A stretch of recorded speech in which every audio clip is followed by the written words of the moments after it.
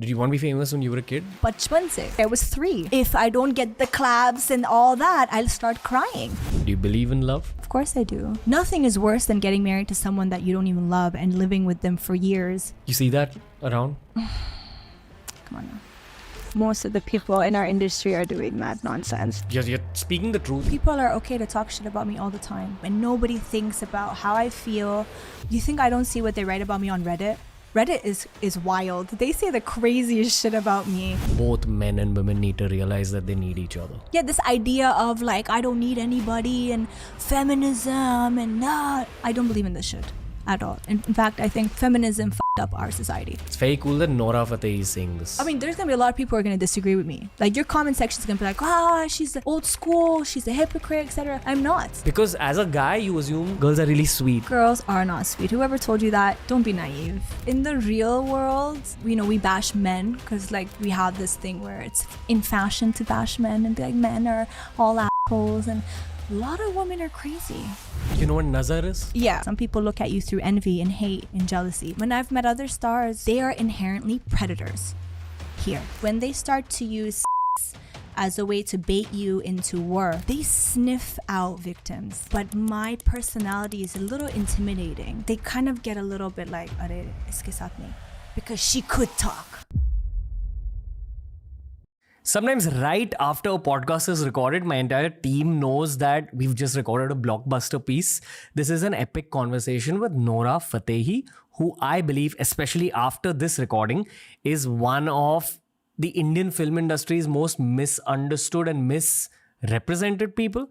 I feel people don't know the real Nora Fatehi. People don't know what it takes for someone to leave their home country and set up a flourishing career in another country over the span of a decade. I truly believe that the most interesting people that one can meet are people who are completely self-made. And if you're someone who's self-made outside of your geographical comfort zone, it adds layers and layers of personality. Lots of fun, lots of perspective, lots of serious talk on today's conversation. You're going to enjoy one of the best free-flowing podcasts that we've created on TRS with the epic Nora Fatehi.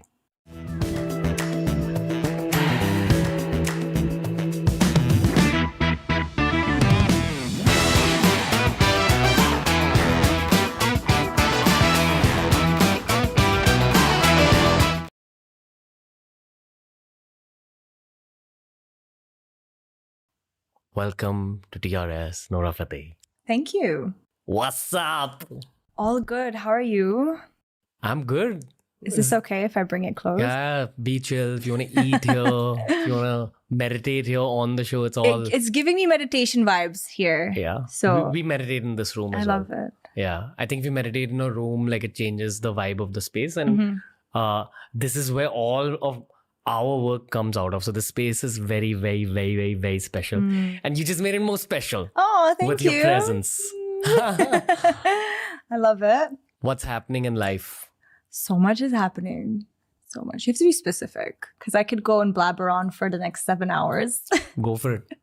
So much, yeah. I mean, like, I'm a workaholic, so I'm constantly working. Every day I'm running around. I feel like it's nonstop for me. I'm at a point in my career where I'm trying to balance between doing my work in India and my work internationally, which sometimes I feel like I have to split myself in half and be in two different places at the same time.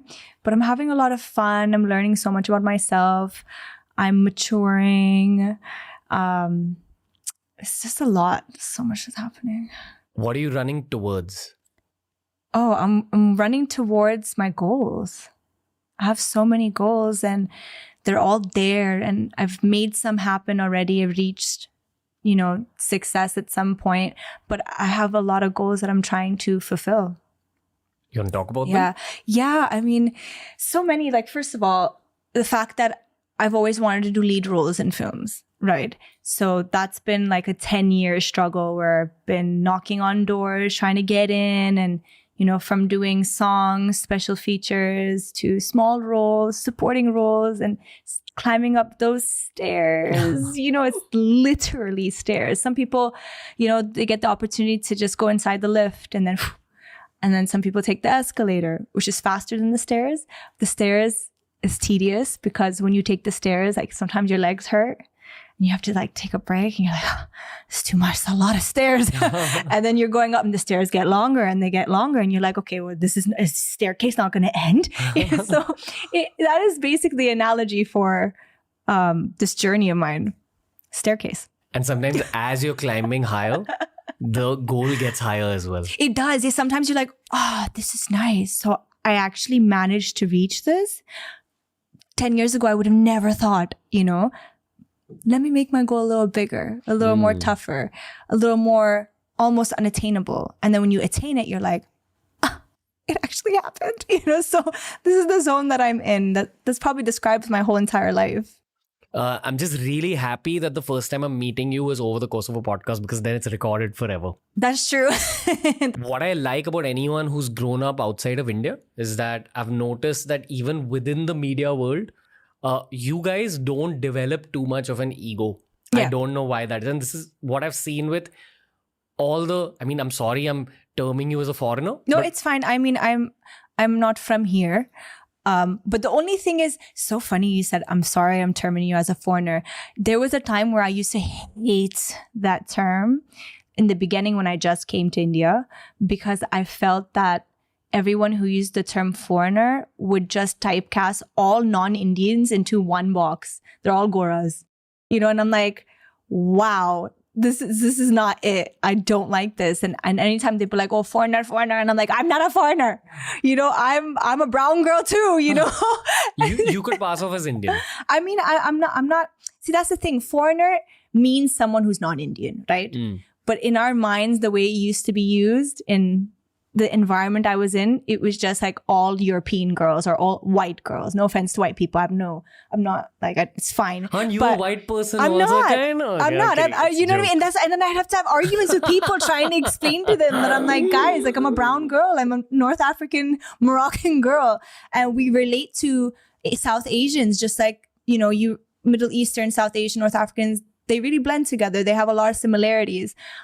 This is something Indians don't understand about the Middle East and North Africa until they travel there. Until they travel, right? Then they realize, boss, both similar, and it's almost scary similar. And so I always wanted to educate people and be like, no, this is where I'm from. This is my background. We are very similar. All foreigners are not the same. And then when they hear me speak Arabic, they'd be like, Arey wah, those words are the same words in Hindi, or in Urdu. And I'm like, yes, this is what I'm trying to tell you. Kursi, kitab, a lot of things. There are a lot of things that are similar. But I like to focus on the similarities rather than the differences, which is also the reason why I was able to make it here, is because of the similarities and being relatable to the audience. They clearly saw something where they're like, boss, we can relate to her, right? But yeah, you were saying about foreigners.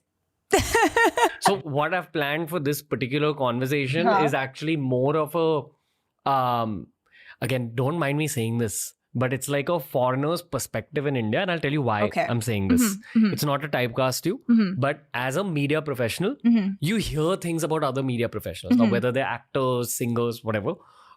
If you spend time in this industry, I'm sure you would have heard something about me. I've heard something about you. For sure. Whenever people talk about you, it's always with a lot of respect within the media fraternity. Okay. Like there's a lot of respect put against your name because of your hard work. And I've heard people say things like, oh, she's a rocket. So that was my only impression of you, honestly, from a professional perspective. I'm not talking about the front end. I'm not talking about what people see. But you know how if a footballer is seeing another footballer play the sport, you can see it from a different lens. Right. And that's what's always come through about you. And I mean, you're a perfect example of someone who's come up the hard way. Yeah. Which is why I think that's the core nucleus when it comes to going even further. For sure. Yeah. I appreciate that. I'm glad. Look, that's a very positive thing to hear, because not a lot of people have, a good image, especially like stars. Our industry is really difficult, and in your face, this is relevant to stardom. Like people will see stars, media people will see stars, industry people will see stars, and they'll be like so nice to them in their face. And oh, sir, ma'am, and you know, all that. But behind their back, they will say other things about them related to their personality, the way they behave, etc., etc. So it's very rare that you hear people say good things about you behind your back, even if you're a star, you know? And so when you're saying that this is the kind of things you hear about me, it's really nice. You saw some crazy shit while growing up? In my area, yeah, for sure. I mean, we've seen shootings, we've seen drive-bys. Drive-bys is when someone's in a car, sticks their gun out and starts shooting out and then drives away. That's a drive-by. That's the term we use. We've seen school shootings where someone will come with a gun and, you know, there's a lockdown in the school. Everyone's hiding under their tables and the cops are coming. Over what? I don't know. I mean, gang wars. People are crazy. People are really crazy. Egos. We anyways have a massive gun problem in Toronto to begin with. So a lot of kids have guns for no reason. They have access to guns. Did you have a gun? No. I was very studious. I didn't need a gun. I have my mouth, my tongue. My mouth is a weapon. So, I mean, I attack with my words, unfortunately. And sometimes but not anymore. I'm a good girl now. Seem very peaceful. No need to lie. Not really. A little bit. Depends. I mean, I think I've matured in the sense where I'm trying to figure out what to let go and what not to let go. But yeah, you know, my industry is not an easy industry to work in. It's a tough one. I love it. Don't get me wrong. I'm very grateful. But you have to be constantly on almost... It's not like a fighter mode, but you have to be constantly alert, constantly awake, constantly figuring out like who to trust, who not to trust, who's around you. You have to be very protective over your energy, your aura, your around everything. You have to be very protective. And there's you know what nazar is? If we believe in nazar, I mean, I think people who are in the public eye do succumb to nazar a lot, because a lot of eyes are on them, a lot of jealousy, envy. What happens nowadays is if there is ever an event that I have to go for, and I try going for as few events as is possible because of this reason. Mm-hmm. But whenever I get back from that event, I always have some ache or pain. Yeah, that's definitely nazar. I mean, especially if you're someone, because everyone's aura is different, right? Some people's auras are more weaker than others, and some people's auras are more... you gravitate towards them more. And that's the difference between a star and a non-star, to be frank. It's an energy. So stars have an aura that make people want to look at them, make people admire them, make them aspirational. You know, sometimes you like some star and you don't even know why you like them. It's just like, there's something about them. That's their aura, you know?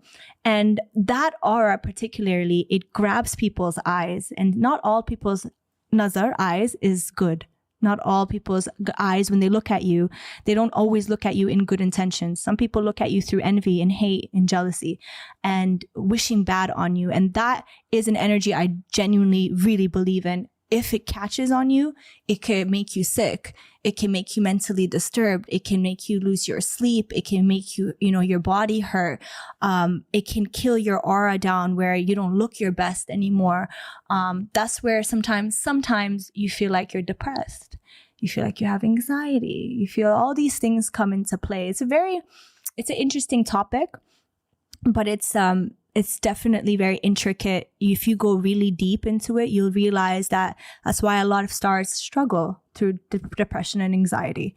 That's why a lot end up being suicidal, for example, because when you have millions and billions of eyes on you and half of them don't even wish you well, and then you have your co-actors or your competitors plotting against your fall and wanting to destroy you because of their envy and their ego and their fear of you maybe doing really well, and they don't want you to do well. People can do anything to destroy you and remove you from the way, So what's the Arab way of getting rid of nazar? There's so many ways. I mean, it depends also what religion you're in. Like, for example, Muslims will read Quran, they will read Ayatul Kursi, they will pray, a lot of salt water baths. There's also, depending on what culture you're in, there are ancestral rituals that are used to cleanse your aura and your spirit. There are many things that one does. But obviously, it's a very deep conversation. Yeah, it's a deep one. You have a whole occult side. Yeah, of course, definitely. I mean, someone like me has to be very, like I said in the beginning of the podcast, alert, aware, and educated about certain things, because when you are in the public eye, you succumb to all these things. It is what it is. I mean, a lot of people might not want to discuss this, and some people go, "Oh, I don't believe in this, and this is all nonsense." But that's just a front.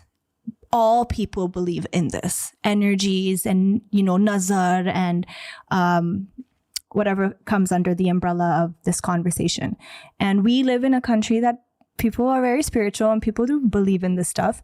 And our industry is run through this stuff, to be honest with you. What do you mean run through this? In terms of being aware and educated about this and protecting yourself, because otherwise you will never last in an industry where here, Hollywood, the pop culture, anywhere where people's eyes are constantly on you, people are around you constantly. There's competition, competitors. This one wants to, be more bigger than you. This one wants to make more money than you. This one wants to rule. This one is scared because the other one is coming up and they're like, whoa, this one's coming up. What do we got to do to bring them back down?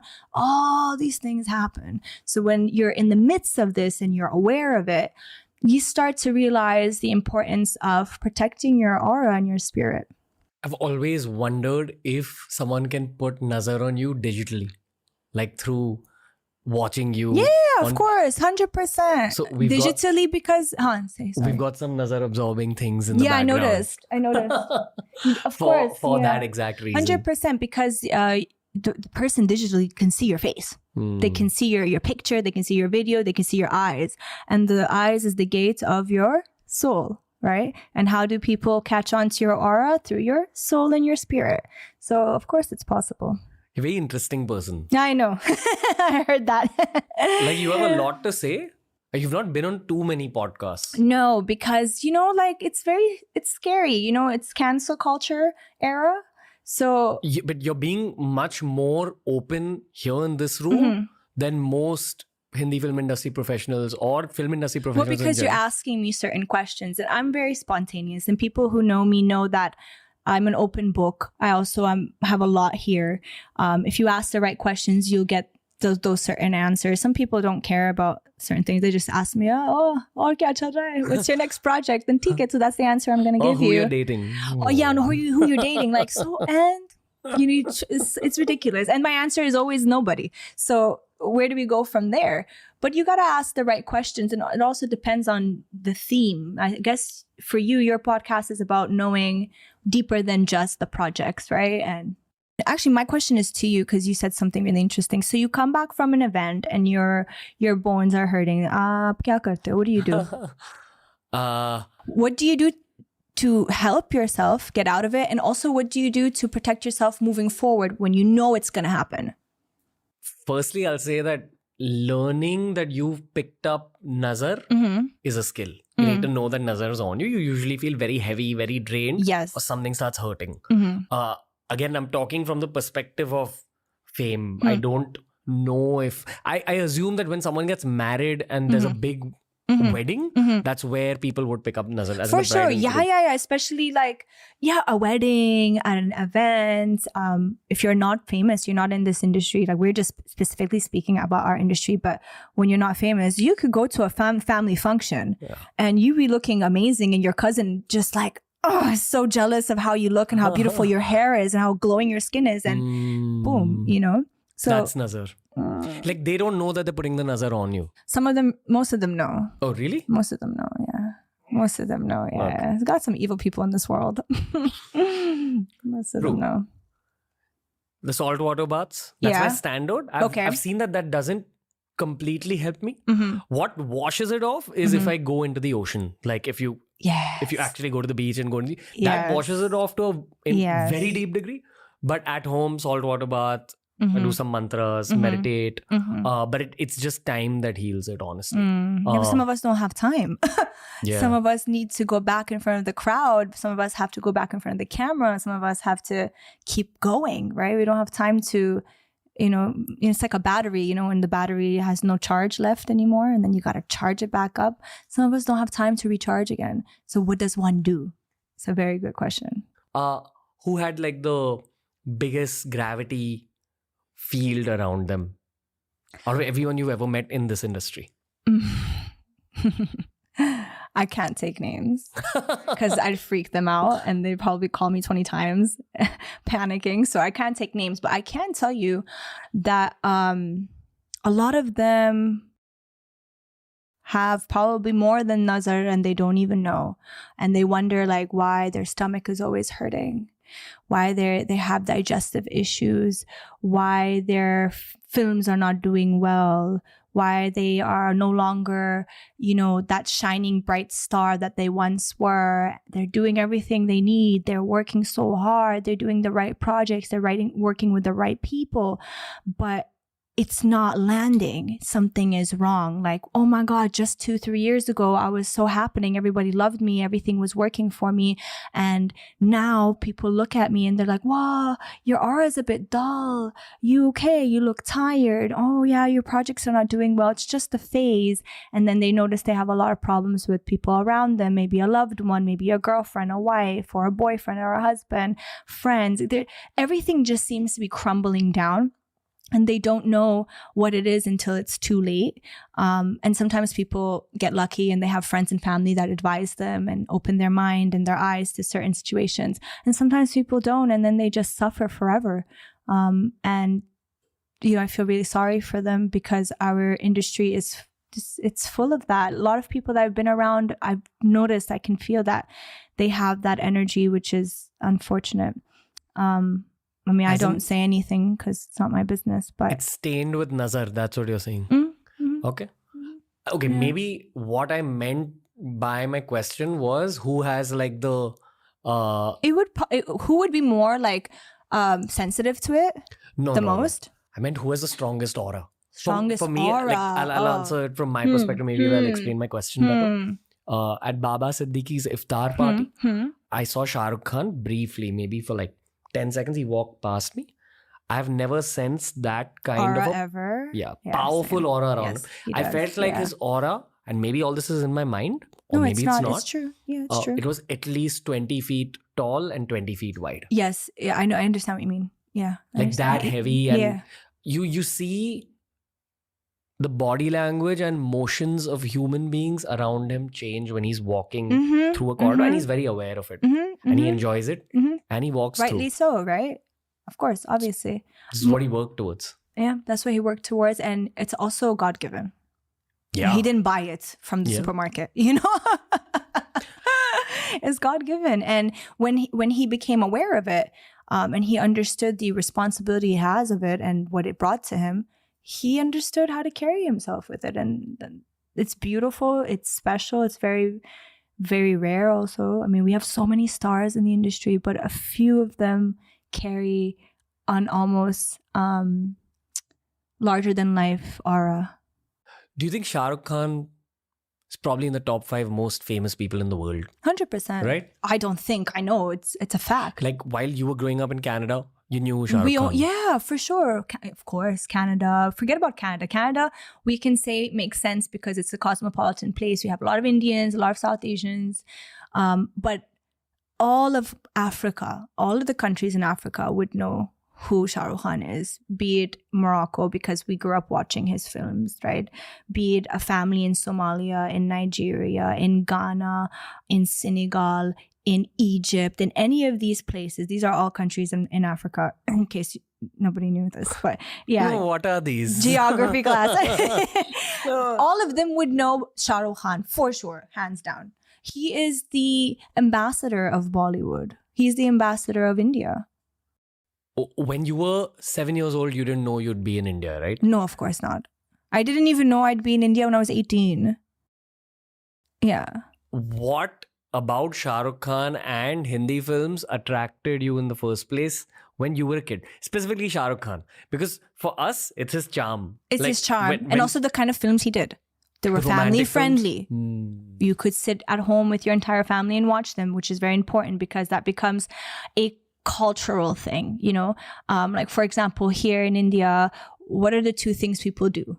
They either go and watch cricket or they go to the cinema, right? So it's like a cultural thing, right? We had watching films at home with family, and we couldn't do Hollywood films, right? Because a lot of them were not appropriate to watch with the family. At least if you come from a brown family, you know, like, you know how it is. Cover your eyes during kissing you know, scenes. we're not open-minded like that at all. So Bollywood films were safer. They were family friendly, and also they felt good. It felt nice to watch a Bollywood film because of the stories, you know, the drama, the sentiments, the values, and Arabs, North Africans, brown, like Indians, South Asians, we all share the same sentiments in the end of the day, right? And that's why films are made the way that they're made. And Shah Rukh did films that, you know, my grandma liked, my mom liked, I liked growing up. And we had that moment where we can all sit, you know, some are sitting in the sofa, some are on the floor, and we're all watching the small little TV. And it's Shah Rukh Khan. You know, so he grew up with him. You fall in love with the romantic side of him, the chivalry, you know, the gentleman side, and women love that. On top of that, the whole idea of song and dance in a Bollywood film provided a way of entertainment that was almost like escaping real life, you know, and it's just a charm about Bollywood that other films or other industries like Hollywood did not have. And you know, you gravitate towards something that you relate to. So we could relate to Bollywood films at that time because it embodied the same things that we had in our cultures too. I mean, my core memory of Shah Rukh Khan from when I was a kid was not knowing the name of this person, but being very attracted to the way he acts.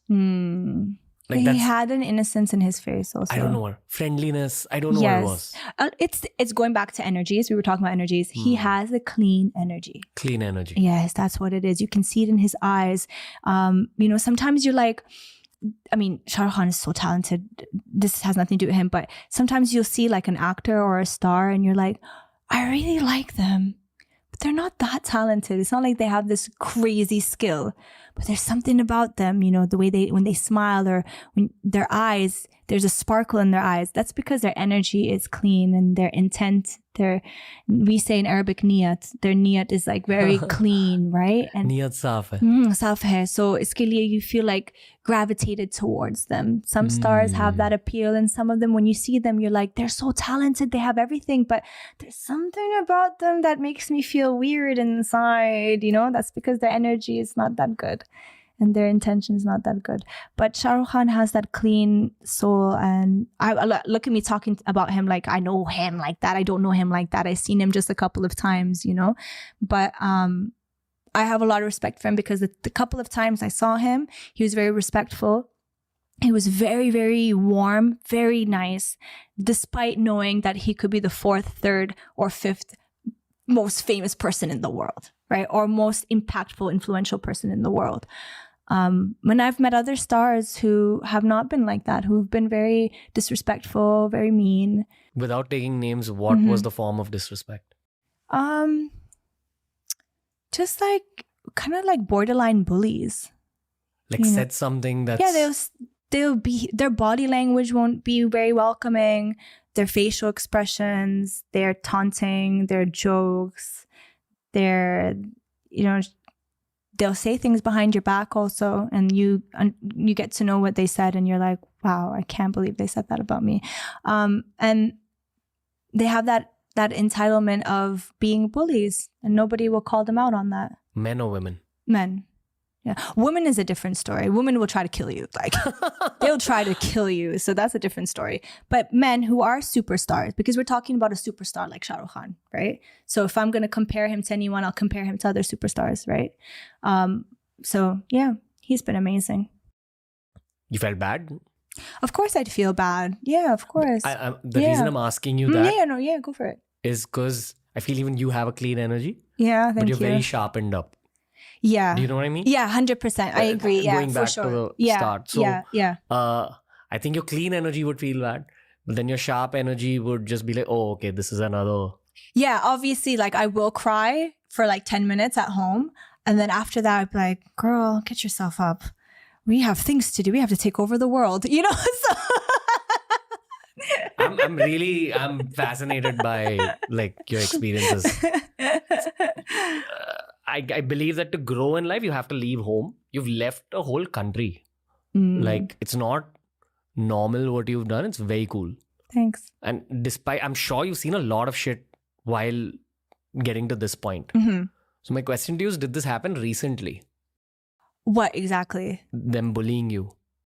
Oh, yeah, all the time. Even now? Even now, yeah, even now, because I'm intimidating. In the end of the day, some people don't get it. They don't understand. Like, how come her? Why not our girls? Why not this one? Why not my girl? Why not my, why her?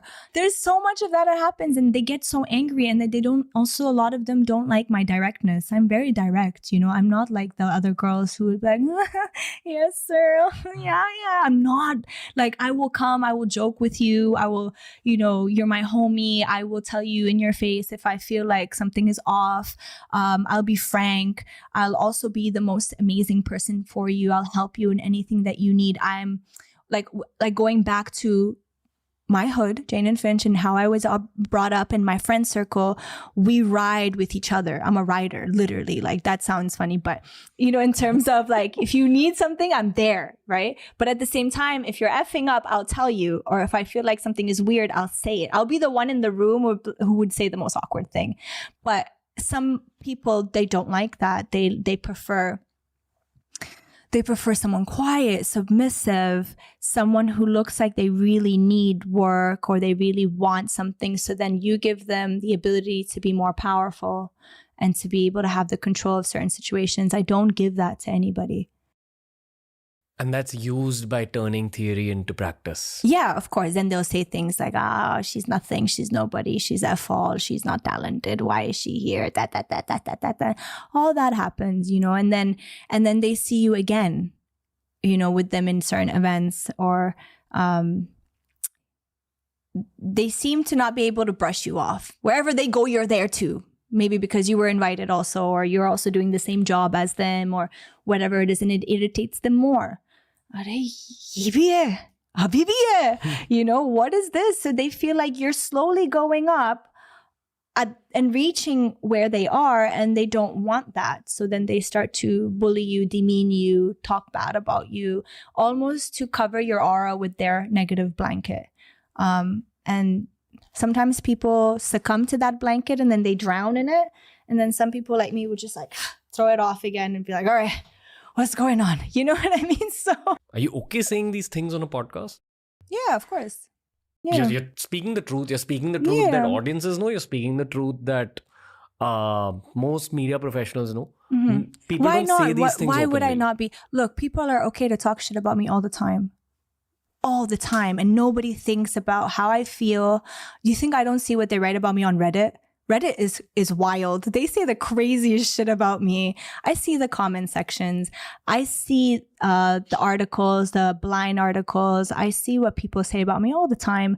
And I sit and I'm like, oh, they know I'm going to see this. And they never think twice about how I'm going to feel, my mental health. They don't think twice about whether it's real or not, it's false. I see the tweets. I see, these random self-proclaimed critics or self-proclaimed bloggers or whatever they want to call themselves. They go and they tweet things that are not right. They're wrong. They're lies. And that damages my reputation.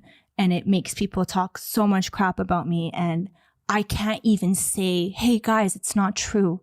I can't even say that. I just watch it happen. So I see how they have all the balls to do that and they don't face repercussion. They don't get canceled. Nobody says anything to them. I know I have a very open personality and I'm very spontaneous and I'm an open book. So when I'm on a podcast, I talk freely because I want people to know who I am. I can't even count the internet rumors that have spread lies about me. Mm-hmm. And at one point, I used to feel a sense of, why? Why this? Where's this coming from? Yeah, but I mean, at this stage, I have two phones. So one phone gives me the internet rumor. Okay. The other one shows me my numbers Yeah. on for social sure. media. Yeah. And I'm sure you feel the same way. On one side, there's Yeah, rumors. of course, because I'm like, make it make sense. I mean, if I'm so horrible and I'm not talented and I've done certain things just to get the opportunities that I have, they explain the numbers. Explain the 1 billion, 1.5 billion, the 4 billion views, the 500 million views, explain the 46 million followers, explain the opportunities that I have been able to nail, explain the fan following, explain the young girls and boys that are crazy about me, explain all that, you know? Has a big star crossed a line with you? You have to be specific. I understand the bullying thing, and that's also crossing a line.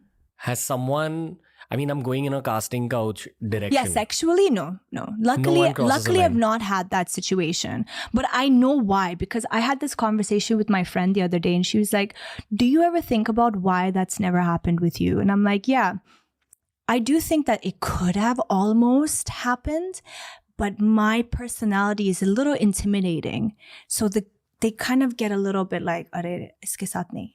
Because she could talk. These kind of people, whether they're stars or not, in the end of the day, inherently, they're predators. Inherently. Let's be frank, right? Okay. They are. You're saying it doesn't have to be a star? It could be a star, it could be a non-star, it could be anybody. But what I'm trying to say is when they start to use sex as a way to bait you into work and to make you submissive, right?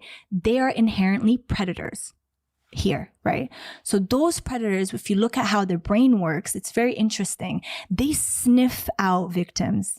They scan you and they know your personality and they know which one to use and which one not to use to protect themselves. Like if you're a predator and you're about to approach someone, you're not going to approach someone that has a certain personality trait that could get you in trouble.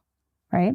You'll be very smart, you'll be calculative, and you're going to approach the vulnerable one, the desperate one, the one whose personality is a little bit meek and scared. Sometimes, not all the time, right? Sometimes they get it wrong, their calculation is wrong, and they approach the wrong one who exposes them and destroys their empire. That happens. But most of the time, they know who to approach. And I felt certain moments where I'm like, this person might, but then they back off because they're like, nah, not her. Her personality is a little bit scary. And I can see it. I talk a lot, you know, I come with a certain aura when you approach me. When I walk into a room, I've never given desperate vibes at all. I've been in situations where I've wanted work, but for example, initial days when I first came to India, in 2013, 14, I think it's 2013, my dates are all over the place, but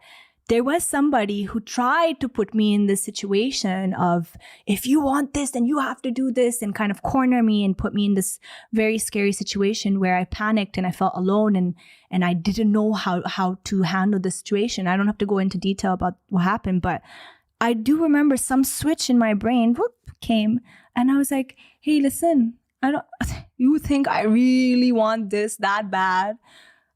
I don't. I'm here. It happens. Great. It doesn't happen. I go back to Canada. I didn't come from some village. I go back from Canada.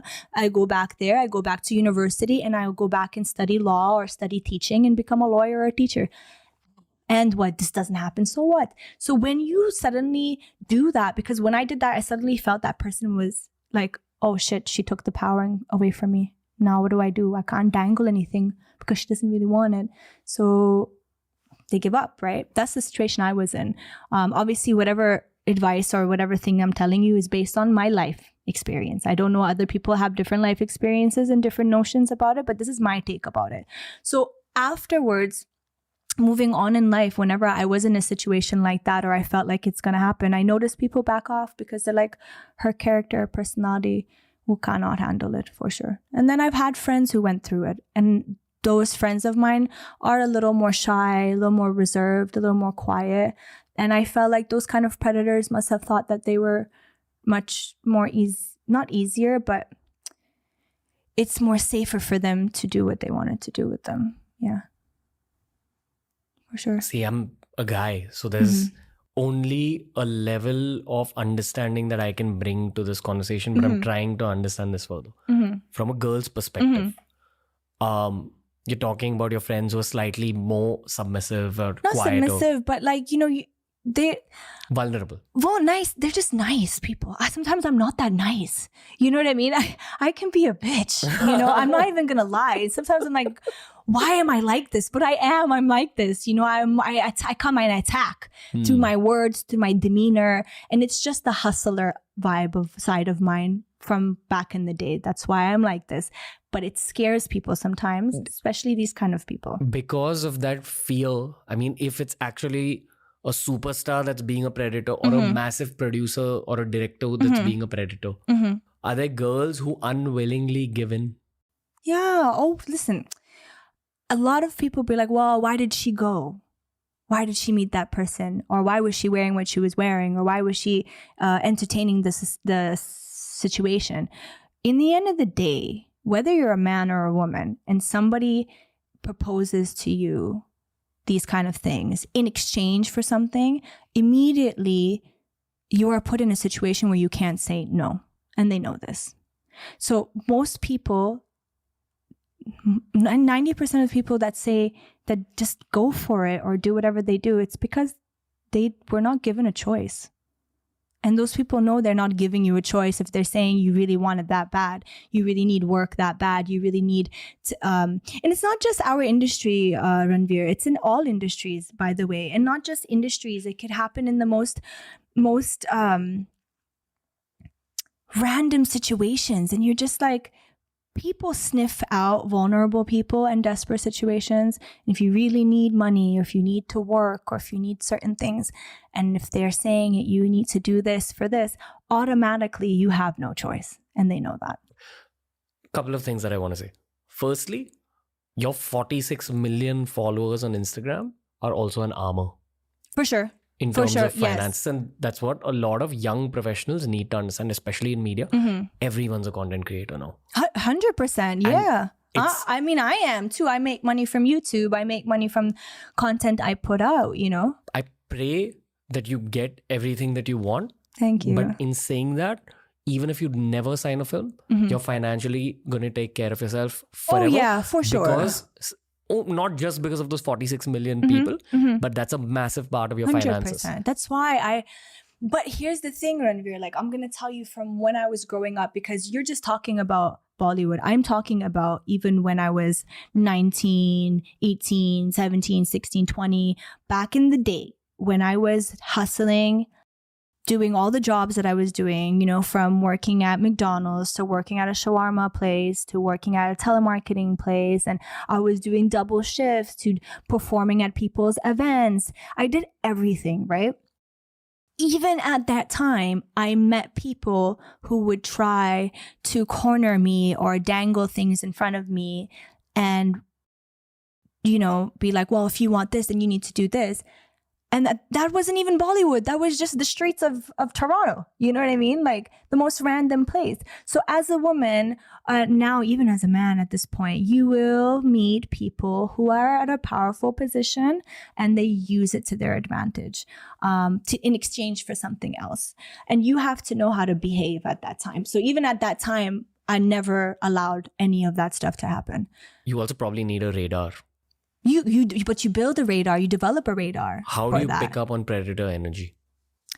It's a thing. It really is a thing, especially if you're in tune with your life experiences and your journey, you start to remember certain characteristics and certain things about people. And then as you grow up, you're like, I've seen this before.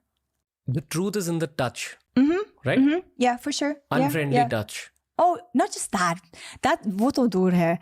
It's just when they enter, when you just see them, you're like, wait a second. What is it in the look? Tells you, okay, predator. Well, if you read energies really well, you can tell from the way they look at you. You can see from their body language, the way they're talking. There's just a way. And sometimes they catch you off guard. Sometimes you don't even know. It takes a whole conversation. And then in the end of the conversation, you're like, oh. Are these the most dangerous ones? No, those are just, they're all dangerous, right? And it's also how you make it. Sometimes they are dangerous, but it's how you behave in the situation and how you get yourself out of it. It just saddens me that there are people in the world that will want to use your desire for something or your situation to their advantage. It's very sad. How do you differentiate between a guy coming up to you with genuine nice intention versus these predators? I mean, what if a guy is hitting Never with really you? thought about that. But you don't mind the energy of the guy. It's like positive energy. It's so hard to say now because there are so many different type of predators. There are sexual predators who want sex, right? And then there are clout predators who want to use you for your clout. It's called fame.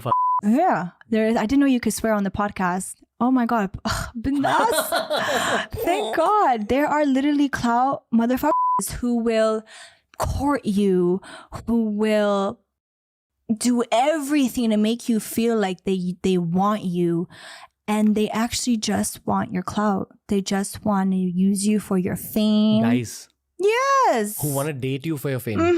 Yeah, of course. I mean, I'm sure that's a thing. I'm just confirming. Yeah, for the sake of not with narrative. me. Not with me. I mean, this is fully guarded, okay?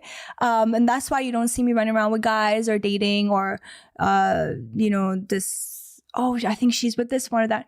I stay alone because I got to filter everyone and know what everyone's intention is before I allow them in my vicinity. But I see it is happening in front of me. I see it in my industry.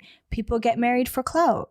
People use, these wives or husbands for networking, for circles, for money, for relevancy. Kya say shadi karni hai so that I can make sure I'm relevant for the next 3 years because she's got a few films releasing and they were doing well in the box office. So I got to ride that wave. People are that calculative. Those are predators too, no? Don't you think? Yeah. Not everything is about. Yeah.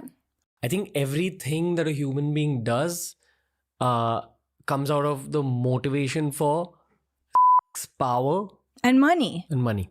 You know what I mean? And fame also. Power. Yeah, within but power. you could be famous and not powerful.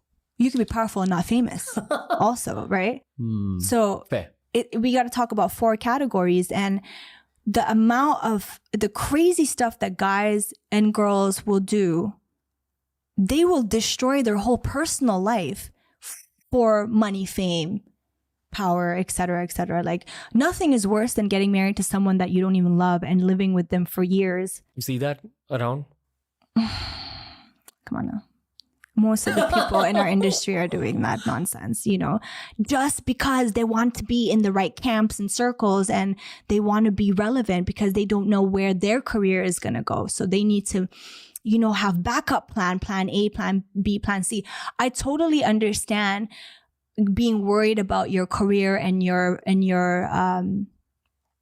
not potential, but your name and your brand. I understand but I don't understand sacrificing your personal life and your mental health and your happiness, because in the end of the day, work is work and home life and personal life is something else. You can't mix both of the things together because you'll never be happy. And then you wonder why you're depressed and, suicidal and, you can't sleep at night. It's because you've mixed both things together unnecessarily due to greed and bad intentions. Your intentions were wrong to begin with. I see this all the time and I'm like, this is crazy. I understand working hard to stay where you are in the industry, doing multiple things in the industry, maybe acting, singing, this to stay relevant and make money. I understand trying to build a proper network base and being a part of certain camps, but then you got to work towards those things, right?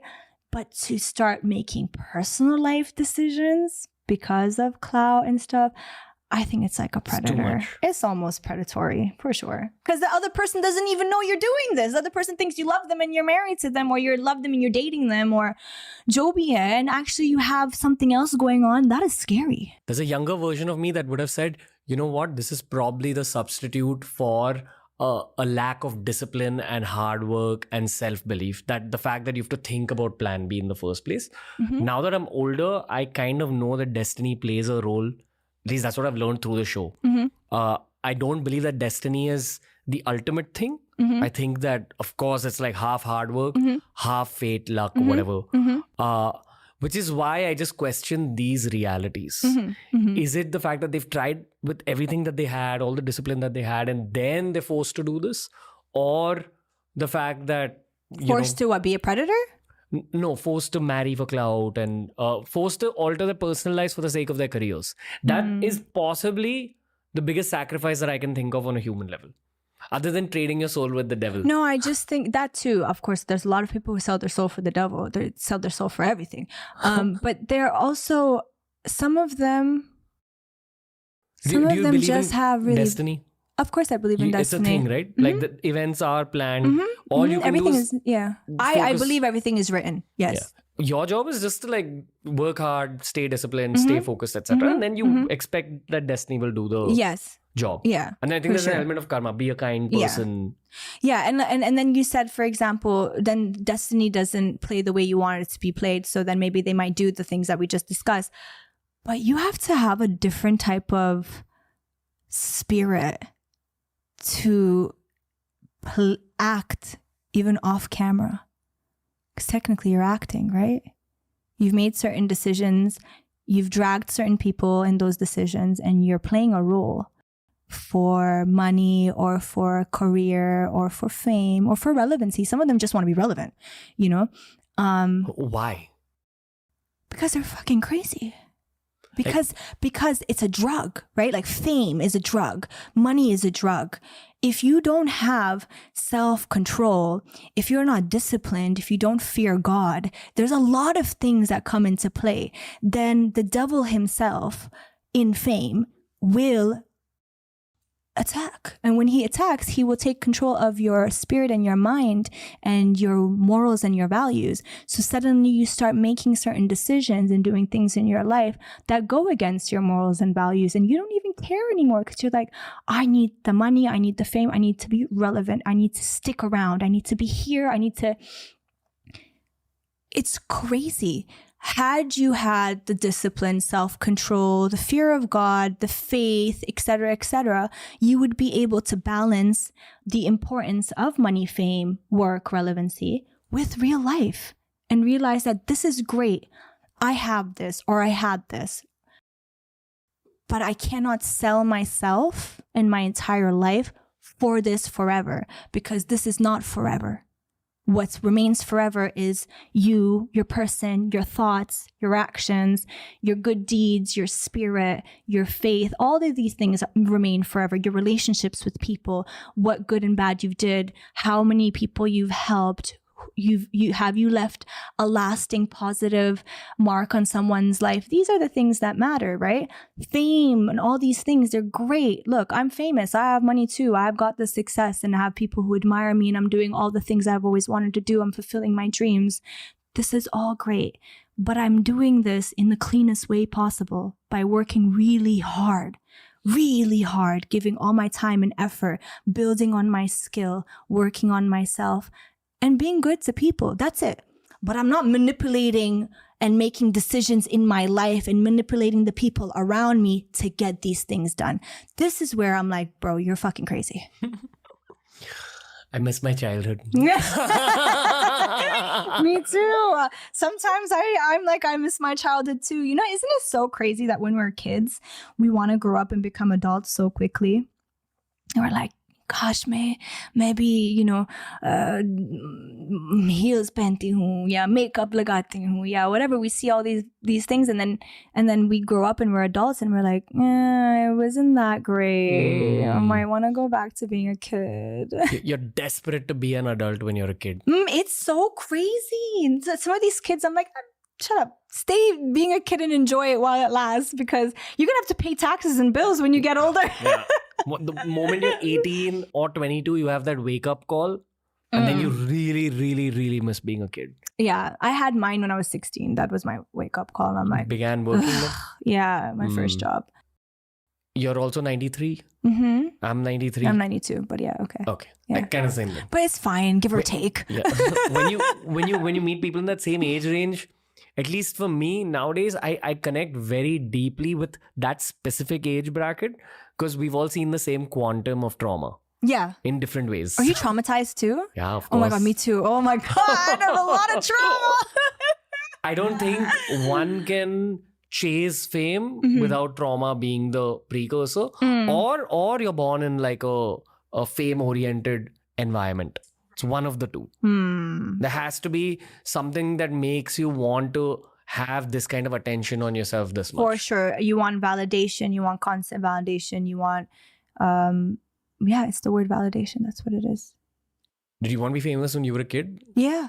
Right? Yeah, of course. Same, yeah, I'd say the same thing. It was so scary how much I wanted it. I forced the whole school to make me famous. I've not met a single like famous person who doesn't say that. Yeah. Oh, like I have never met someone who's like, no, I never wanted fame, and then I woke up one day and wanted to be famous. It's always like bachpan se. Always like I remember vividly seeing. I don't even know where these tapes are anymore. I was asking my mom the other day, but homemade videotapes, right? Recording tapes. And I remember seeing my mom or someone, my dad or someone from the family recording me in a family function, like a wedding or an engagement or whatever. And I'm in the middle of the crowd demanding everyone's attention, watching me dance. And if I don't get the claps and all that, I'll start crying. And if my mom drags me from that center, I'll throw a huge fit, like, and throw myself on the floor like a crazy person. And then I'm only happy when I run back to the circle and I'm like dancing. Everyone's like, "Kya baat hai, kya baat hai?" And then I'm like, yeah. So that's scary. I was 3, 4. Like, what was I doing asking for validation from the crowd? Oh, man. Story of every social media star, at least, and generally, again, every famous person. I have met some people who kind of becoming famous who say that they're not enjoying it and kind of want to leave, and they were always the people who didn't want the fame. So what did they want exactly? The success? Probably they didn't know what they wanted. That's true. I agree. There are people like that.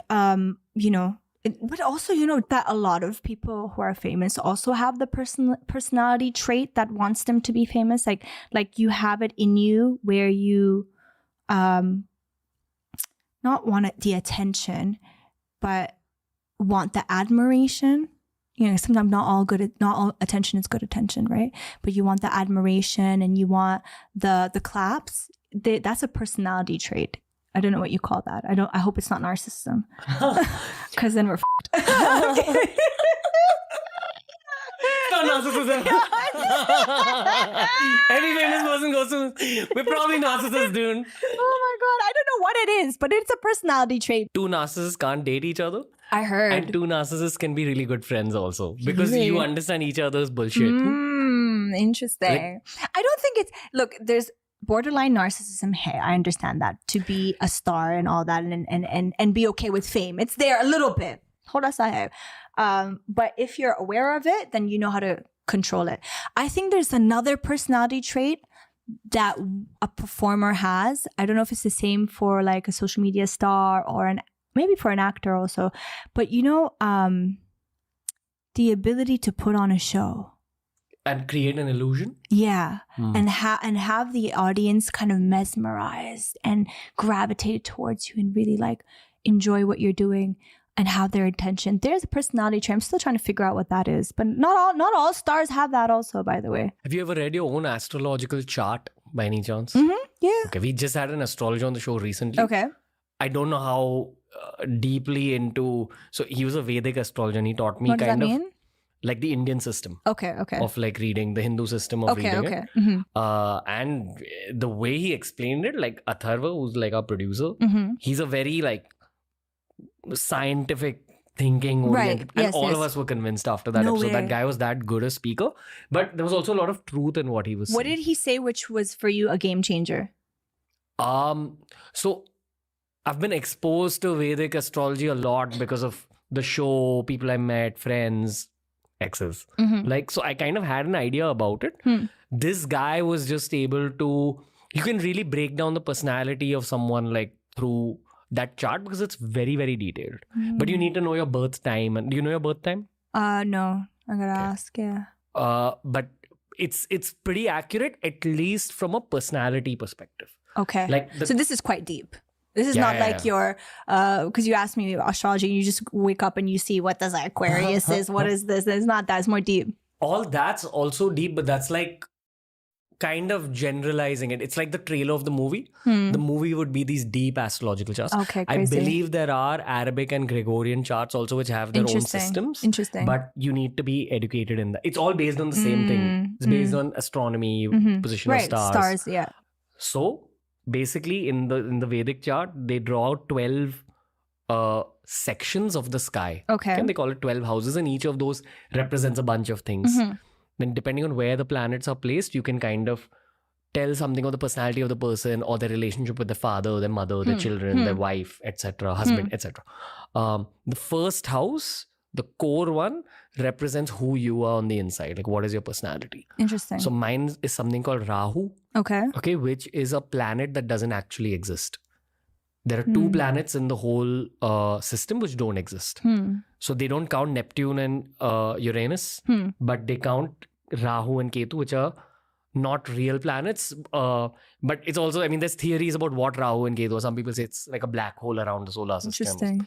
But if Rahu's in your first house, who you are on the inside is mystery and illusion. And usually with people in media, it's about illusion. We were talking about something about illusion. You said that trait. And after the narcissism conversation. I was wondering about what that personality trait is that makes you captivate the audience and have their attention. Have you seen and perform? The Spider-Man movie with Mysterio? No. So in Spider-Man, there's a villain called Mysterio. His superpower is that he's able to create very elaborate illusions and it confuses Spider-Man. Okay. That's exactly what a media career is. Interesting. On many levels. Whether it's as simple as altering an Instagram post or caption to look a certain way, or acting where your whole body language alters itself. And you embody a different character. We're all shapeshifters. For sure, yeah, definitely. That's the core of this career. You get paid to be a shapeshifter. For sure, yeah. So I mean, I wouldn't be surprised if even you had Rahu, honestly, because it's related to fame. Yeah. It gives you potential to get fame. There are other planets. I think even Venus is related to fame, but Venus is in the first house, I think, is also related to the luxurious aspect of fame. Interesting. Yeah, like glam and stuff. Yeah, like someone like Kylie Jenner would be like a very perfect Venus in the first house. That's what I think. I don't know shit about astrology. No, but it kind of makes sense. But interesting. I love that. Should get your like chart read once just to like know about yourself. And again, the core of astrology is that it all can be changed through hard work and good karma. But this is what's likely to happen. That's why I've opened myself up to it. Got it. Okay. Yeah. Nice. It's good to be open to receive new information and learn. I feel like I was telling you initially in the beginning of our podcast, like we have to be alert and we have to gain knowledge, especially in our industry and if you're a public figure. What's the most difficult alone time thought that you have? It's hard because I'm most of the time I'm alone. So, and I've wired my brain, which might not be a good thing, but since the age of 16, even when I'm alone, I'm just thinking about what's next. What do I do next? Okay, what do I do? Okay, I gotta do this project, that project, this. This is how my brain is constantly. I've not had a moment to sit and have empty thoughts or never. Like even right now we're talking, but I'm also in the back of my head thinking about, okay, what do I got to do for the next couple of weeks that is going to be, it's going to help me in my career for the next 1 year. Like I'm constantly thinking, calculating, doing this, It's insane. My brain works in a different level altogether. I don't give time for myself to think about, I'm feeling sad today because this boy didn't message me, or, oh my God, I missed my best friend's birthday. I just don't think. It takes me a long time to get into a situation. Like, recently I was doing an interview, and in that interview, in the middle of it, I'm looking outside of the window and I'm reminiscing about my past and about like the struggle of Bombay when I first came and how I might need therapy. How did I come to that conclusion in the middle of an interview? That's because I don't give time for my brain to process things at all. I don't even process my success sometimes. It's really crazy. Like, when I said to you that what bothers me the most is that I have to constantly prove myself. And one of the reasons, or the main reason, is because only I know all the sacrifices I've made in my life. Only I know all the sacrifices I made in my personal life. And when I look at all those sacrifices, I'm like, boss, like I did all this for my dream, and I still am having a hard time to get people to be convinced, or to get people to see me, or to give me chances and opportunities and to believe in me. And when I look at all those sacrifices I made, I'm like, oh, damn, that's crazy. I'll never get that time back. I'll never get those moments back. I've missed so many things. You know, there was times where I haven't seen my family in years. There's a whole, you know, gap of time that's gone. Like I've missed my friends' birthdays. When I talk about my friends, they're not like friends or normal friends. These are like family. I grew up with them. I went to school with them. They're like my sisters. I miss their marriages, their birthdays.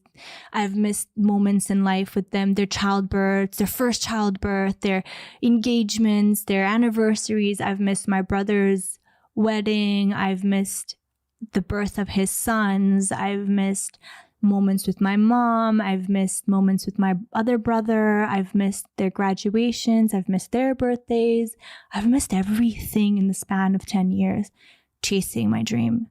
And thankfully, it's not been, you know, wasted. I have made a name. I am successful. I've broken barriers. I've broken stereotypes. I've inspired a lot of people.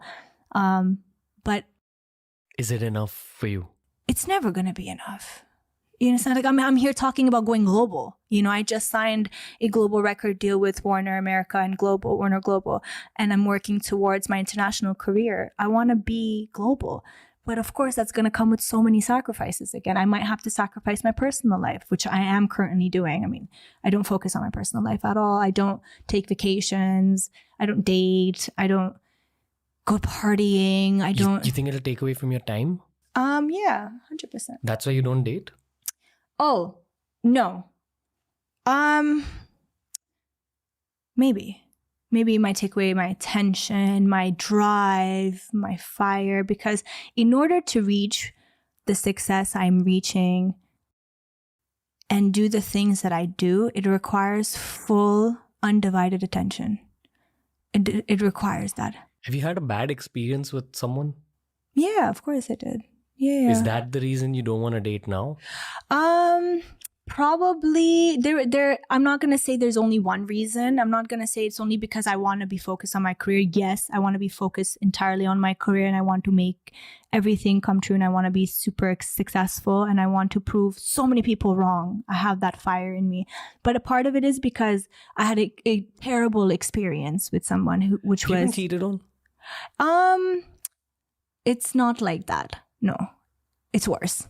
You know, it's worse. Way worse. Yeah, it's way worse because people are always getting cheated on, by the way, on a daily basis. I don't know. So it's not that. Okay, yeah. I don't know what you've been through. Yeah. Just as a friend. Yeah, for sure. You've won the breakup. Oh, of course. Yeah, I have won the breakup or whatever that was. I don't know if it was a breakup. It was just a very weird experience. I don't wish that on anyone.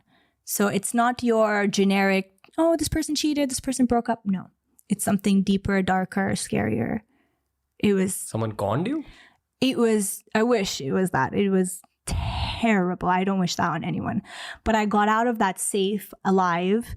And after that, I was like, no, I need to protect my aura. I need to protect my spirit. I need to protect me.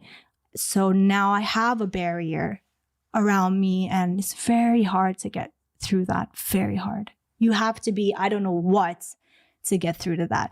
And I prefer that. I prefer because I want to be safe. I sacrifice so much for my career. Why would I allow some all human to destroy that for me? So that's why I created this barrier, and I don't focus on all this. Instead, I work really hard to make my fans happy, to make my friends and family proud of me, and to prove all the haters wrong. Do you believe in love? Yeah, of course I do. Like romantic I believe in love. I believe in God. I believe in all these nice things. I don't believe in humans. It's true.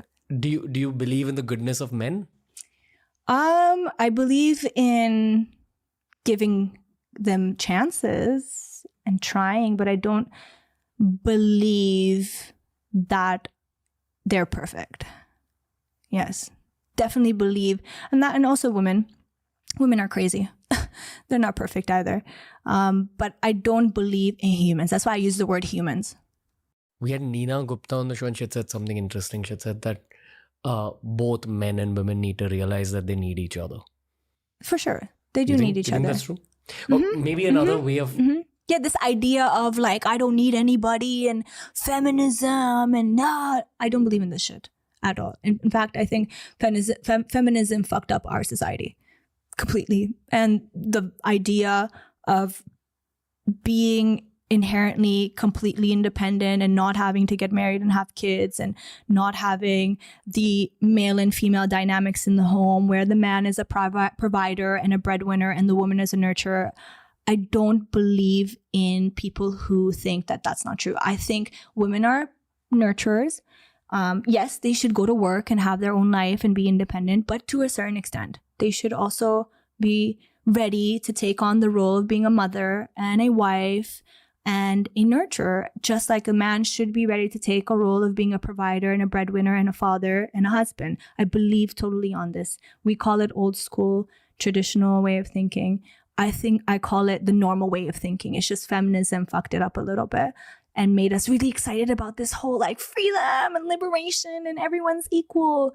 We are all equal in more sentimental things, but in societal things, we are not equal. I think everyone plays their role. Yeah. Another part of the Nina Gupta podcast was about how I think she was basically talking about the nature of the uterus. And how it actually changes the physiology of the human body. And just the presence of the uterus and female hormones and the kind of hormonal shifts you guys have over 1 month is so drastic. Oh yeah, for sure. That it's not built for modern society, which is actually built for men because jobs became a thing during the Industrial Revolution. This 9 to 5 thing. Yes. This happened after the Industrial Revolution. Yeah, you're right. Because men's hormonal cycles change over a day and women's hormonal cycles change over a month. I'm not a girl, so I don't have perspective. But I sent it to some of my smartest female friends, some of whom are entrepreneurs, some of whom are actors, everyone's successful. All of them agreed with it. They're like, this is so true. In fact, can we play the video actually? I don't mind. Let's see it. Okay. So have a look at this, okay? Female physiology was not designed for the 8 to 5 grind. This is because our hormones operate on completely different cycles than men. Women are on a 28-day cycle and men are on a 24-hour hormone cycle. The traditional 8 to 5 workday grind is designed to accommodate men's testosterone levels, and women's hormones aren't even slightly taken into consideration when it comes to this schedule. Here's how it works. Men wake up with a surge of testosterone every morning, which slowly declines throughout the day. This makes them ready to get up and get after it first thing in the morning, day after day. Women, on the other hand, are on a 28-day hormone cycle. We experience 4 phases within our month-long menstrual cycle, have different hormonal patterns every single day of our cycle, and only get 1 spike of testosterone, which occurs during ovulation. Women also need more sleep than men, are naturally more creative, and need variation in their schedules to accommodate their daily hormonal shifts. Trying to get most women to thrive in corporate settings is like trying to fit a square peg into a round hole, and our bodies feel it. It's no wonder we don't fit in and easily burn out when living a corporate lifestyle. You're not broken, lazy, or not strong enough. Your hormones were just made for something different. If you're feeling like you need a slower schedule, need more time to yourself, and want a way out of the 8 to 5, nothing is wrong with you. Women are strong and capable of so many things, but we have to remember just because we can survive something doesn't mean we were made for it. Period. Female physiology. I totally agree with it. Sorry, I'm just seeing the comments. Interesting. I find this very interesting. What are your thoughts on this? Honestly, I'm trying to understand it better at this stage because a lot of things that you process about the world as a guy are in binary. So it's either black or white. And as you grow older as a guy, you realize that nuance is a thing. There's a gray section. Yeah. So for sure. at this point, I'm just trying to better my nuance, man. And I'm trying to listen to smart and successful female friends of mine. So I'll throw the ball back at you. It's funny because you might ask all these successful female friends of yours, and each one might have their own opinion. Some of them are still stuck in that feminism wave I was talking to you about, which has been hammered into our heads and our upbringing through TV, through music, through other female role models, etc., etc. I'm talking about the Western upbringing, not here. Okay, here it's still a little bit less than how extreme it is in the West, right? That we grew up seeing visuals, hearing audios, being told that, you know, patriarchy is bad, and men who are not allowing you to, you know, be a feminist, they're bad, and men are bad, and, you know, the society is bad if it doesn't allow you to struggle in life and work 9 to 5, and you should not want to be a mother and have kids and get married. That's all old school. And so that kind of mentality has been hammered subconsciously in the last, I'd say, 20 years. Funny enough, in the last 2 or 3 years, I'm seeing videos like this now crop up. I'm seeing people talk more on podcasts about how the society has gone to the extreme side of feminism, and it's destroyed the family unit. It's destroyed the feminine energy of a woman to want to be caring and nurturing and, you know, create a household, and this extreme need of wanting to compete with a man. And if you don't compete with a man, then you're not adequate. These things people are starting to question more. I mean, as a guy, I can only speak from my experience. I've dated a couple of girls who were feminists, and there was a lot of differences between the two. Mm-hmm. One of them, her career wasn't moving forward very quickly. Mm-hmm. And my experience there with her was negative. Interesting. The other one, her career was moving forward, and she was also a feminist. And both would like lecture me about where they thought I was going wrong. Sure. And I'd take it from both. But with the good one, she would lecture me from a place of love and nurturing. Interesting. With the one who's intense to deal with, she would compete with me a lot. So do you notice that this has similarity to religion? That religion is a great thing, but when it becomes radicalized and extreme, it's dangerous. So feminism is the same thing. Feminism inherently on the base level is great. The foundation of it is great. I also, you know, advocate for women's rights. I also want girls to go to school. I also believe in all these things. However, when feminism becomes radical, which is what has happened in the last 15 to 20 years, it's dangerous for the society. And now the society and people are seeing the repercussion of this radicalization of feminism. Families are suffering, kids are suffering, women's mental health is suffering. People, it's almost like what is happening right now is that, you know, when you shake a Coke bottle and then you open it and it goes, phew. So this is happening right now. And people are fed up, people are tired, people are having immense anxiety. They don't understand. It's because they've been in this dog race. When then they're not meant for this dog race. Now people want to be in their soft girl era. People want to be there in feminine energy. People want to find themselves. So there's a lot of epiphanies happening right now. Do you think the right man can unlock a woman's true feminine? Yeah, for sure. You've seen this with your friends, at least? With yourself? Yeah, 100%. Yes. Like, for example, I know, I'll just speak about myself. I have a masculine trait about me for sure because of how I've kind of had to be in survival mode since day one. And I've kind of unleashed that part of me. So dominant, dictator, taking control, can give manly vibes sometimes. However, I need to do that to be able to be good. You know, I have to take care of people. I'm the breadwinner of my family, as I was telling you. I take care of my friends. I take care of everybody. So I am the head, you know, of the family. So inherently, you kind of give a bit of masculine energy with that. With the right man who knows how to take care of me, who's a provider, who's a supporter and a protector, I will automatically surrender and feel safe. Because obviously I with the space that I'm in, I don't feel safe. So I have to create this kind of energy to be safe, right? With the right man, like I said, with those characteristics I mentioned, automatically your feminine energy kicks in. Automatically, biologically, you feel like, all right, now I feel safe to do what I'm meant to do. Can we break down the right man thing a little bit better? Yeah, sure. That's how I figured, how to be better as a guy. Okay. Through questions like this. Okay, so first of all, you as a man needs to tap into your masculine energy. Let's start there, because I feel like our society right now, with what's going on, a lot of the factors in our environment have led to men losing their masculine energy, which is a problem for us women who are looking for men with masculine energy, right? Yeah, an easy way of quantifying this, or not quantifying, or like an example of this would be guys not taking care of their fitness. There you go, maybe. Okay, that's one thing. What else? Okay. Masculine energy comes in different forms, right? It could be physical, it could be emotional, it could be mental, right? You can take care of yourself physically and go to the gym and you look like a man with great masculine energy, but here it's zero. And if here it's zero, then you can't provide me anything. So masculine energy, the one I'm talking about, where you become someone who can hold a house down, who can have a family, who can become a provider, you have to change the way you think.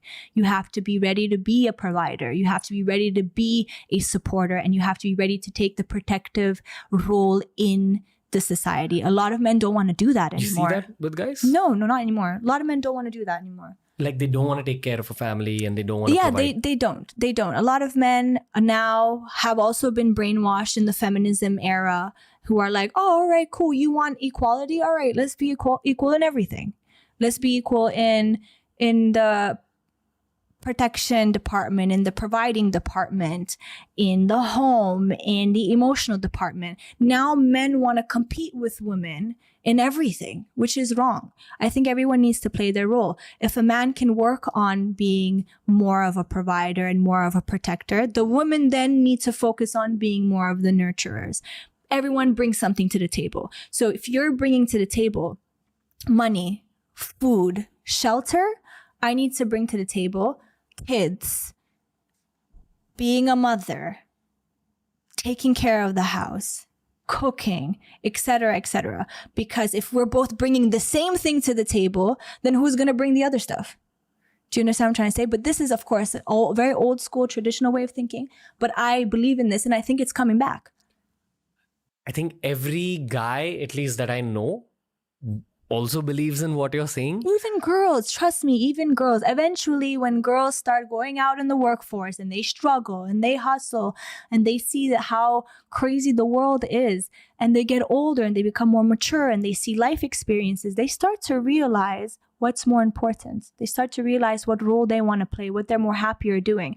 They start to be more in touch with their hormones, with what biology says, right? There's one thing what the TV says, what the society says, and then what your body and what your chemicals and your system is telling you. Our system tells us to be nurturers, whether we like it or not. It's very cool that Nora Fatehi is saying this. I mean, there's going to be a lot of people who are going to disagree with me. Like, your comment section is going to be like, she's old school, she's a hypocrite, etc. I'm not. I genuinely believe what is a fact is a fact. What you decide to do with your life, wo to alag baat hai. That's a different story. But what is a fact is a fact. And I do genuinely believe that once we are ready to accept this, the equilibrium in the society is going to come back to how it is. All this chaos is happening is because of this extreme way of thinking, extreme way of doing things, extreme ideologies. Once we come back to moderation, the balance happens, people will be less depressed, people will have less anxiety, and things will make more sense in life. I almost felt like someone who I had an experience with, that girl, because her life wasn't in place, she had become sexist towards all men because she had a lot of stuff going on with her father. And that trauma would make its way to me. Yes, of course it will. Of course. What do you think? Not just you, but the man, the next man, and the man after that. Like, I've had female guests come on the show way back who've literally said all men are assholes, all men are shit, and we've not uploaded that episode. This is like from But why way not? back. Why didn't you upload it? Because I feel like I mean, I can see why you did it, but at the same time, it could have been a great eye-opener to a lot of people to see that, hey, we're having a problem in our society. If women are thinking like this and speaking like this, boss, problem kya hai exactly? It was probably my 7th recording. I wasn't nuanced enough to even like debate with her, because when she said that, there was like 6 guys in the room with her recording the And podcast. they're like, bro, we're men. Yeah. And again, guys are also kind of complex. You know, at least the modern guy is not as simple as our father's generation. That's true. Yes. Like yes. we have dealt with our own fair share of shit Of also. course. Yes. Because I agree. The pressure on guys is about earning It money. is crazy. It's about being a provider. Yes, Yeah. definitely. But don't you think that as a man, when you're working towards being a provider, knowing that on the other side there's a woman working at being a nurturer, isn't that going to make it much easier for you to work towards being a provider? More motivational? Just that sentence gave me goosebumps. That other part is missing, which makes it more crazier and difficult for you guys. I totally sympathize. I understand. That's where we got to come in and work on the better half of this equation. You guys work at being better providers, and we work at being better supporters and nurturers, and essentially, in the end of the day, mothers, because that's what we're going to end up being. Most of us. There are some people who probably don't care about this, but I'm just talking about the society as a general. You know that this is going to be clipped up by the internet, not by my team. It's going to make its way to social media pages. And some of the top comments are going to be, oh, look at Nora Fatehi, she has so much pick-me energy. A lot of people don't care about what comes out of my mouth because they don't expect the things that come out of my mouth. But You've not done enough podcasts also, honestly. no, I probably did like 1 or 2. Yeah. But because did it people go in- don't ask me the right questions. So You're really street smart, dude. yeah. I mean, the survival definitely. skills. No, definitely. That's one thing Oh. I know I am is street smart, and I'm also no filter. And I'm not someone who's going to say things because it makes you feel better. So I don't have pick me energy. In fact, I have the more other energy where it's like, oh my God, what is she about to say? Oh, like my whole team is probably outside freaking out because they know that this has no filter. But look, honestly, it's great to have these kind of conversations because it also teaches people not to stereotype. Like when you judge a book by its cover, just because a certain person looks a certain way, or, you cannot just be like, oh, they probably have this kind of mentality. I have a certain kind of mentality because I'm educated. I went through life. My brain absorbs in a way. I've seen different kind of lives. It's like a cat with 9 lives. I've seen different kind of lives. I've lived in different types of places with different types of people. I'm educated, not even in the school sense, but in other senses too. Like, I don't want to get into it, but hence why I'm able to speak the way I speak. Hence why I am someone that people should listen to what I'm saying, because I've lived these experiences. And I'm able to tell you that, boss, like, we're having a problem right now and we have to fix it. And this is how I think we're going to fix it. But yeah, I mean, whatever. You don't have pick me energy, you have don't pick me energy. I'm just like, chodo yaar. Fuck off. Chahiye nahi chahiye, that's your problem, right? And it's like, but that's the beauty of the internet. If you don't like what someone's saying, just scroll. That's it.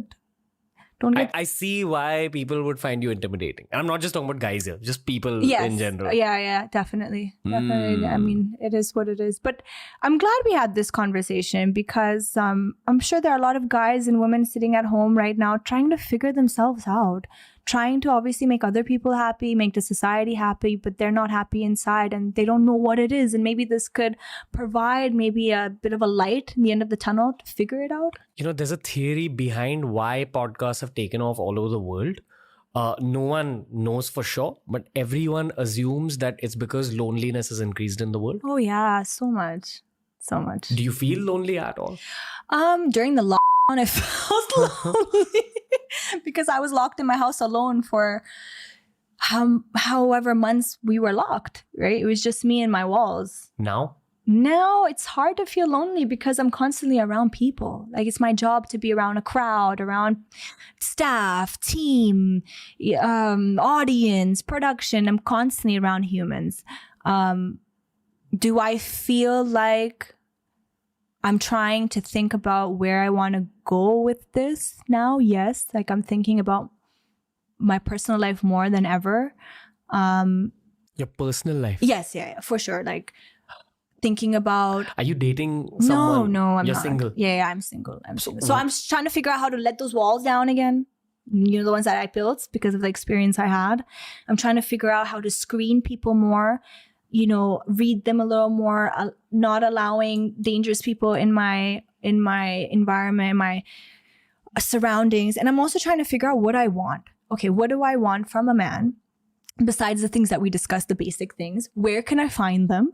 You know what I mean? Because like we said, there's very few now who have this mentality. A lot of them now are like, whatever, I'm just going to compete with a girl and whatever it is what it is. Yeah, of course. A lot of them are also tired of competing and trying to stick to the societal norms. And it's a tough world that we live in today. So I'm trying to figure out what kind of person I want, where, how am I going to do this? Trying to figure out, I have this love for my career, but I also want to be a mom. I also want to be a wife. I also want to take care of my home. So I have to think about how I'm going to balance both of them because I also want to take over the world, right? So people are probably in the comment section saying, she's a psychopath. You know what I mean? She doesn't know what she wants, but I want both. So now that I know my personality trait is like this, and I know that I'm probably destined for this, now I have to figure out how I'm going to do both of them. Yeah. What's the foreigner perspective on Indian guys in terms of dating? What are It's Indian hard. guys? It's really hard. It's like if you're from South America, your perspective is going to be different, right? If you're from Europe, your perspective is going to be different. I'm again an Arab, North African woman. My perspective is like, you guys are just like Middle Eastern and African guys. Like it's the same. There is no difference really, to be honest with you. So this whole personal life mathematics that you're doing, what have you figured from it? Like, what do you want? For example, at this point, I have figured that I need stability. That's Okay. what I need like the most. Like and I've had a phase where I was seeing someone who was 4 or 5 years younger than I am. Okay. And that was too much of an age gap for me. Because I Okay. felt like that phase of life where they're like 24, 25, there's It's too too young. many variables. It's too young. Yeah. Yeah, it's too young. And right after that, I started dating someone who was like around my age, and it was so much more stability. Mhm. That stability gave me a sense of healing almost. Oh yes, for sure. So Of that's course. become my... You cannot, you're in your 30s now, you're going into a different phase in life, a phase of where you're going to start thinking about these things that we've been speaking about. You cannot be dating someone who's 22 because she's in a different space in her mind completely. She's still trying to figure out who she is. You know what I mean?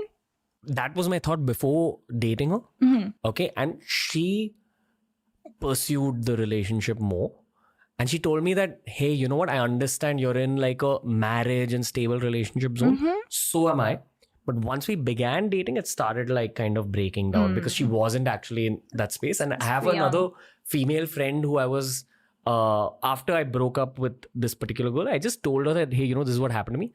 That female friend of mine told me that, you know, a lot of girls, especially in media, will portray another reality in order. It's like I don't like saying this, but it's sort of like the player version of girls. Yeah, for sure. That happens. Yes, of Because course. as a guy, you assume girls are really sweet. Girls are No. So this, So you assume girls are sweet. I think I got played in that one equation, but I'm realizing that now. And it's not, I'm not saying that I'm some dulka dhula. Like I have also made mistakes in my life. I've never been a player, but I may not have given 100% to certain relations. I never cheated or anything, Okay. but just in terms of You were not in 100%. maybe I wasn't as into it as the girl was. And a few times I've been on the receiving end. 2 or 3 times in For my sure. life I've been on the Yeah. receiving end, but I'm more into it and the girl's not. But the fact that a girl lied to me like this was the first time, like Obviously, because you said no and she wanted something she can't have. And a lot of girls, let me put a disclaimer here, guys. I'm not speaking about everyone. This is just general. That's all. There are obviously women who are great and girls who are great. But there are a lot of girls who, if you say no, they want it even more. Yeah. And then they will say anything to get it. Even for example, for you to be like, hey, I'm in a whole marriage serious space. And she's like, yeah, me too. You're 23. Why are you even thinking about that? But that's because you said no and she wanted something that she couldn't have. And she's ready to risk it all for it, which is crazy. But women are like that. A lot of women are like that. Definitely. And we are not sweet. Girls are not sweet. Girls are not sweet. Whoever told you that, don't be naive. It's probably the perception you have because of seeing Kajol with Shah Rukh Khan. Yeah, I know. But in the real world, as much as, you know, we bash men, because like we have this thing where it's in fashion to bash men and be like, men are all assholes. And a lot of women are crazy. A lot of women are crazy. A lot of women are conniving. A lot of them are great actors in real life, maybe not in front of the camera, but in real life, yes. And they will portray a certain image, and they will suck you in to a reality that doesn't even exist. Yeah. You know, That's how I felt. Yeah. They will lie to you. They'll play you. They'll manipulate situations, and they'll emotionally manipulate you. Oh man, some girls are so good at that. What is emotional manipulation? What do you mean? Emotional manipulation? It is what it is. I mean, manipulating your emotions, manipulating their emotions on you. Getting the guy to like you more. Making you feel bad about things, guilty about things, changing your mind about certain things, changing your perspective about certain things, changing the course of where things are going. Maybe changing who you are, how you think, what your beliefs are. Of course, women can do all that. But what's the kick?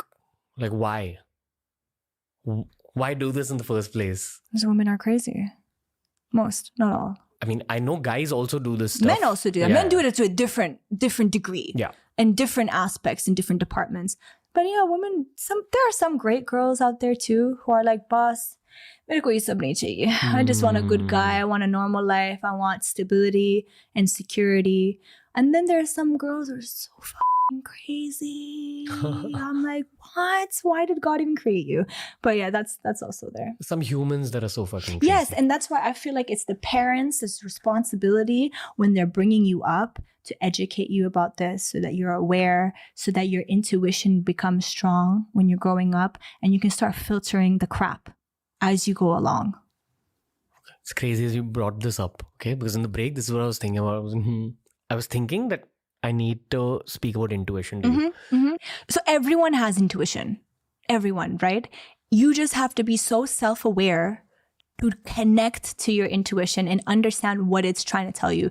Have you seen so many people that after the fact, then they go, oh my God, this was telling me something. I felt something here, and it's kind of too late now. That has happened so many times. So when it happens so many times in your life, you have to be alert and smart enough and connected with your soul to be like, okay, the next time it happens, I know what I'm going to do. The next time it happens, I'm going to be aware. I'm going to listen to it. And I'm going to make certain decisions based on that.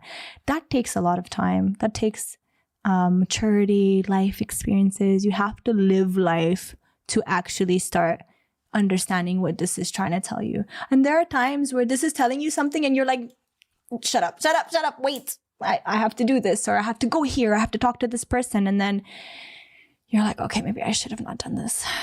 But yeah. After Ramzan, do you feel heightened intuition? Yeah, even during. During also? Yeah, because during. of the fasting? Yeah, because I fast every day, even though I'm working and everything, but I never leave my fast every day since the age of 14.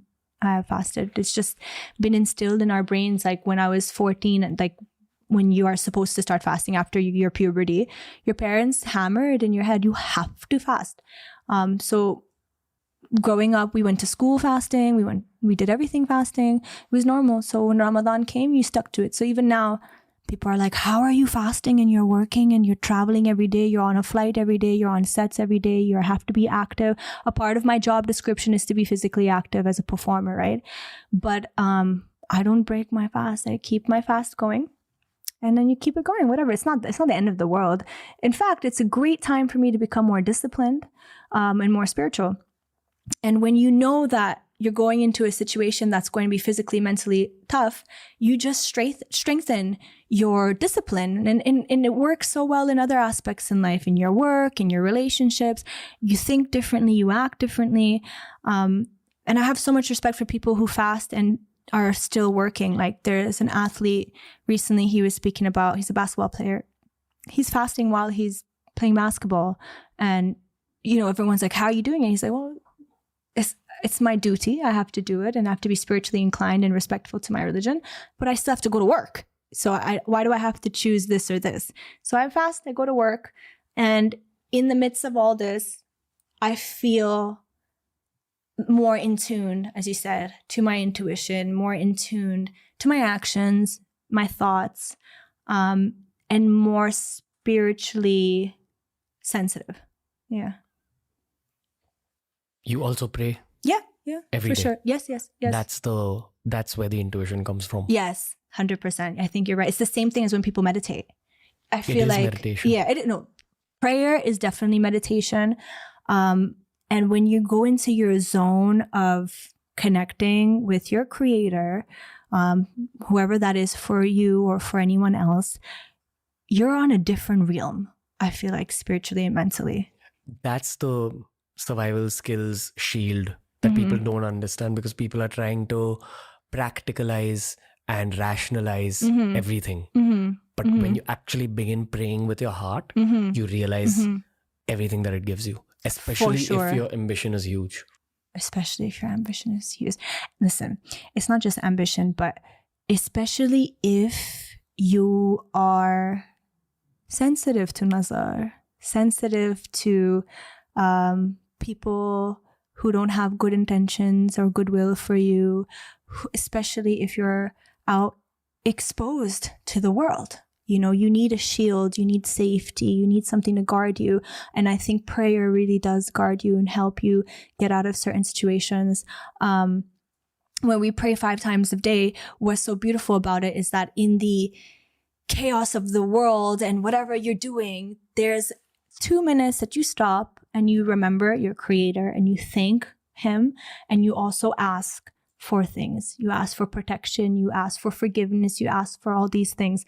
And it's so nice to have that ability 5 times a day, if you are able to pray 5 times a day. I'm not saying I pray 5 times a day. There are sometimes I forget to, sometimes I'm too busy, sometimes I'd only do 2 or 3.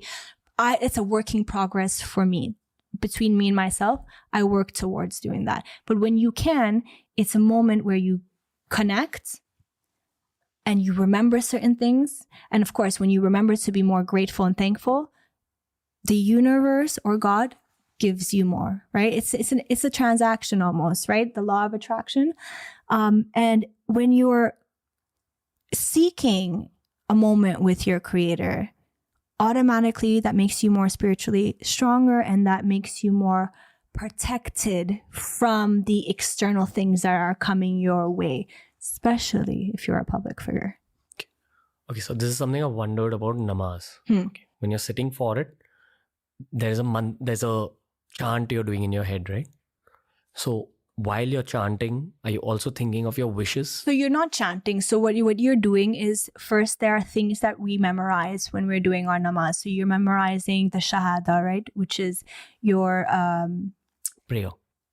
Well, your shahada is basically bearing witness that there's only one God, etc., right? So you're reiterating that. Once you reiterate that, you start to read the ayats from the Quran, which you're memorizing. There are specific ayats that we have to say when we start our prayer, like surahs, like Surah Al-Fatiha. That's a surah that we have to always start our namaz with. And all Muslims who pray have memorized this surah. So we always start with that. Surah means a whole chapter, basically, of the Quran. Then there are... Is it like in the form of poetry? Yeah. So it really is. Yes, it really is. Yeah, and you recite it. When you're reciting it, you recite other chapters of the Quran, and then you start to say things like, I thank God, the Creator, I thank God, the Creator. And then when you prostrate and you have your head to the floor and you're praying, that is the moment where you're asking for forgiveness. That is the moment where you're asking for anything. You're making your du'as, basically. That is the moment where you're connected to God at a different level altogether. And people use that moment for a lot of things, to say a lot of things. Most people use that for forgiveness, really, because we're sinners, right? Throughout the day, we're constantly sinning. So that's the moment where, again, you're reconnecting with God. Again, you're trying to clean your slate.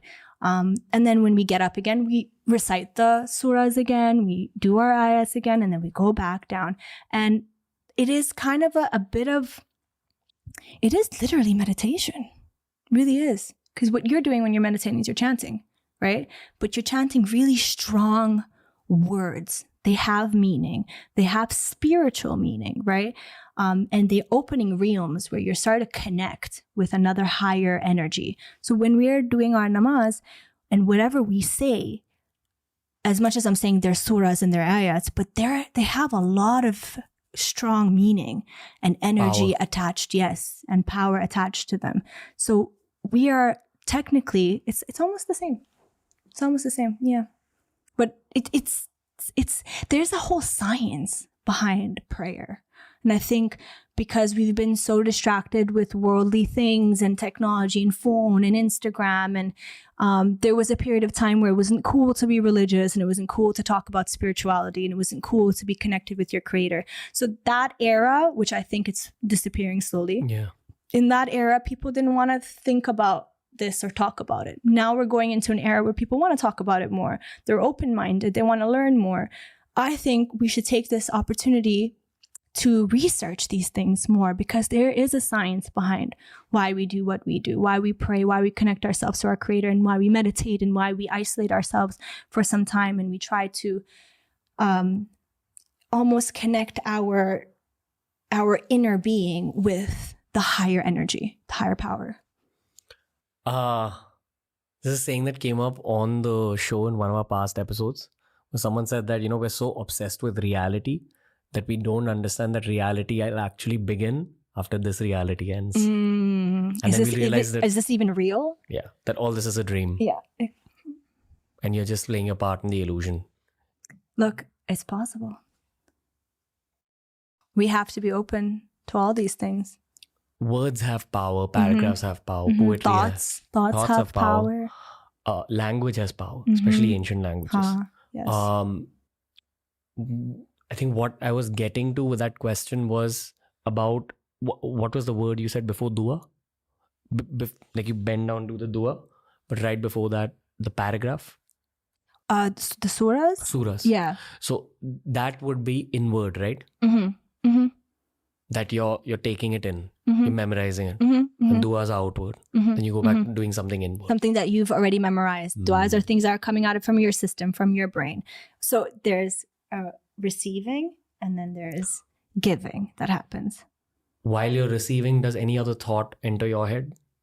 Yes, of course. See, look, here's the thing about praying, right? And meditating. You have to have immense self-discipline and self-control, which is so hard to do as a human. And even like the deen, even the religion tells you this, that when you're praying, it is probably one of the most hardest things, because you have to be mentally so focused that your brain cannot go anywhere else. You can't be thinking about, what am I going to do today? What's the daily schedule? Or did I eat? Did I not eat? Did I switch off the light in the bathroom before or after? Is my friend going to call me? What am I going to do next week? You can't be thinking. You have to be only focused on that one thing, that moment you have with your creator. So how do you do that? As a human, when we are so multidimensional, most of us multitask. Our brains are running on 1,000 kilometers per hour. A lot of us have ADHD also. There's a lot of factors. So how do you do this? I'm sure when you meditate, you have a hard time tuning out too, right? For the full time that you're meditating. So what happens is you might tune out for a second, and then you bring yourself back again. It happens again. You bring yourself back again. And then you keep doing that until you're so disciplined, which is hard, but you work towards that. And once you're able to have that kind of mind control on yourself, imagine what all you can do in your life. in other departments, how much discipline and self-control you can have. So what you're doing is you're building on your character, you're building on your morals and values, and you're building on you as a human. When you're outside in the society, you're able to control yourself more, and you're probably able to sin less too. You're able to make certain decisions because you're controlling your mind better. You have more self-control. But it's a deep conversation. That's like a different episode altogether, because nobody's ever asked me this question. So this would be kind of new for a lot of people to hear me speak about this kind of topic. But definitely this could be a separate episode, because I think a lot of people are interested to know everything behind what we just discussed. Prayer builds you up. That's what I truly believe. It definitely builds you up, and it builds your faith. It solidifies your faith, and it creates a protection, a border around you. And many people have said this. There have been spiritual people who have said this. There have been scientists who said this. Many people say that prayer in a very mysterious way protects you spiritually. Not everything has to be quantified or understood. Of course, 100%. It's just about experiencing you can't certain things. see air, right? But it's there. You know what I mean? So, hey, didn't expect that we'll go here, Nora Fatehi. We're almost definitely. at the We end. can do a part 2 this year sometime. We're almost at the end of the episode. It was really cool getting to know the human inside. It was really nice. I'm really happy I came. I did not expect any of this. I thought we'd be talking about random stuff. I'm glad we went deep. I'm glad we spoke about certain topics that maybe other people would not feel comfortable speaking about. But, you know, I had a duty to be unfiltered coming here for you also, as much as you had a duty to ask me the right questions. And I hope people learned something today. I think one thing probably a lot of people will go home with, whether they agree with some of the things I say or not. And also don't forget, people's ideas change, right? People's mental thoughts change, opinions change. Today, these are my opinions. I don't know what my opinions are going to be when I'm 45, right? Life changes you. You see things. Right now, this is who I am. And I think what people will take home is not to judge a book by its cover, and also to be more open-minded and to realize that people are not the same. People don't think the same. People don't live by the same values and thoughts, and to also be more sensitive. Okay, there's a lot to unpack with you over the next few episodes, which will happen over the next few years. I hope to see you at least once every year. Because I would love that. I didn't even know you were this great. I mean, I watched some of your stuff and I'm like, you're cool, you're fun, your stuff goes viral. But beyond that, it's deep. And I'm so glad I could find someone that could discuss the more deeper things, because I think that's what people want to know right now. Life is so hard. People are going through it, man. People are going through shit. And I think it's nice to have a moment and to discuss the deeper things. On a more metaphysical level, you're simply helping a past version of yourself. That's the present version in another timeline. Yeah, because I would have loved to see someone like me growing up. When you were 20 Younger. years old. Yeah. This is like the kind of shit that you wanted answered then. So I'm almost jealous of like the 20-year-olds who get access to not just this show, but a lot of other stuff. Yeah. I agree. The world of content. Totally. There's this increase in worldwide consciousness that everyone can sense. Some people view it as an increase in worldwide pain, but I think that's how meditation works. You have to face your pain, your trauma first until it starts getting better. I agree. So I think the earth is meditating at this point. I think so too. Okay. Yeah. Nora Fatehi, thank you. Thank you, sweetie. This podcast was like meditation for all of us. Thank you. And I'm very excited to see how the internet uncovers more of you, because you have a lot to say. Thank you, I've not done justice to your experiences like in this conversation, but we have many more conversations. 100%. Whenever you need me, I'm here.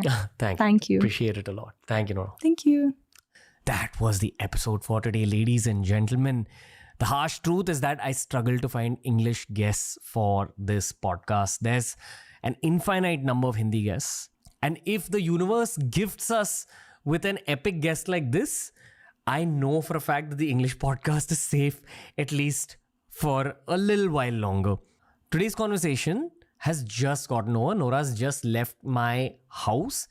So I've not processed it completely. But all I can say at this point, since she's left, is that this was one heck of an inspiring lady. Myself, my team, we're all feeling a sense of inspiration. We're all feeling a sense of fire, and our energy isn't drained. That's Nora Fatehi's real energy that you've gotten a glimpse of in today's episode. She's going to be back on the show. Some epic TRS episodes are coming your way. Keep supporting. This podcasting journey is just getting started.